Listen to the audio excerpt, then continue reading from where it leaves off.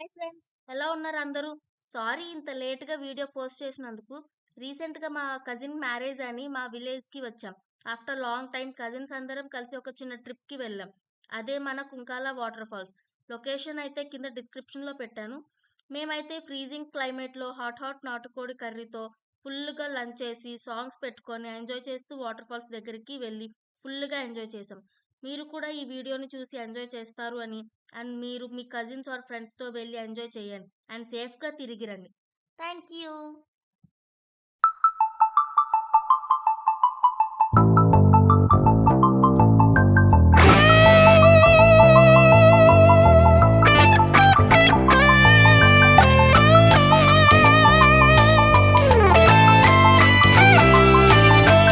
rock on bro అంది సెలవు రోజు